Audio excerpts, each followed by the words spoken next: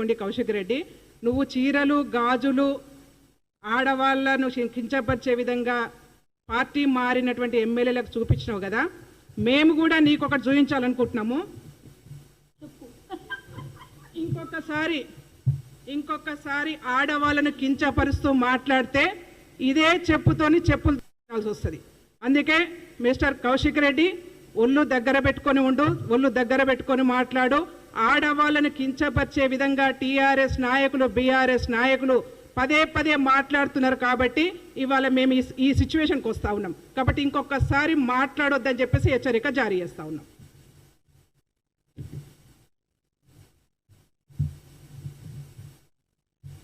ఓకేనా?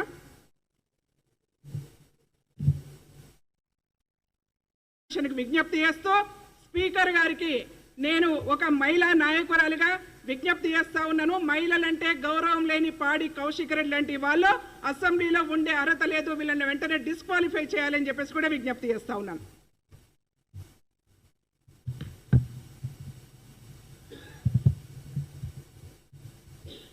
రెడ్డి గారు నేర్పిర్రు అదే కరెక్ట్ అని నేను అనుకున్నా.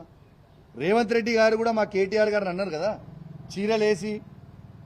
చీరలు కట్టుకొని చీర కట్టుకొని గాజులు వేసుకొని ఆడ బస్సు ఎక్కువ అని అన్నది రేవంత్ రెడ్డి గారు కాదా? మరి రేవంత్ రెడ్డి గారే మాట్లాడుతున్నప్పుడు ఈ రాష్ట్ర ముఖ్యమంత్రి కాన్స్టిట్యూషన్ హెడ్ అన్నప్పుడు గవర్నర్ తర్వాత తనే కాబట్టి తను మాట్లాడినప్పుడు అది కరెక్ట్ అన్నా కనిపించింది. ఆయన నేర్పించిన సంస్కారం ఇది, నేను నేర్చిన సంస్కారం కాదు. దిస్ ఇస్ రేవంత్ రెడ్డి గారు నేర్పించిన సంస్కారం. కౌశిక్ రెడ్డి ఒక బ్రోకరు కాంగ్రెస్ పార్టీ నుంచి 10 మంది ఎమ్మెల్యేలను తీసుకొస్తా ఉన్నాడు. ఈ పట్ల జరిగినప్పుడు ఢిల్లీలో ఉండి బాత్రూమ్ నుంచి ఫోన్ మాట్లాడడానికి ఏం జరిగింది ఏంటనేది అసలు ఎంత పాగలగాడంటే గాంధీ, అసలు ఆయన 3 సార్లు ఎమ్మెల్యే ఎట్లా గెలిచిండో, ఈ షేర్లింగం పెళ్లి ప్రజలు ఆయనకి ఎట్లా ఓట్లు వేసిరో నాకు అర్థమైతలేదు. ఎందుకంటే అసలు నేను టీఆర్ఎస్ పార్టీలో చేరిన నాడు గాంధీ గారికి తెలియంది ఏంటంటే కాంగ్రెస్ పార్టీలో ఉన్నదే 5 ఎమ్మెల్యేలు. నేను 10 మంది ఎమ్మెల్యేలను ఎట్లా తీసుకొని వస్తా? కాంగ్రెస్ పార్టీలో ఉన్నదే 5 ఎమ్మెల్యేలు కదా అన్నాడు. నేను 10 మంది ఎమ్మెల్యేలను ఎట్లా తీసుకొని వస్తా? నంబర్ 1 ఆయనకి హిస్టరీ తెలియదు కావచ్చు. పోయి నీ రేవంత్ రెడ్డిని అడుగు, కౌశిక్ రెడ్డి రేవంత్ రెడ్డికి ఏం సాయం చేసిండు అనేది నీ రేవంత్ రెడ్డిని అడుగు, చెప్తాడు. నీ రేవంత్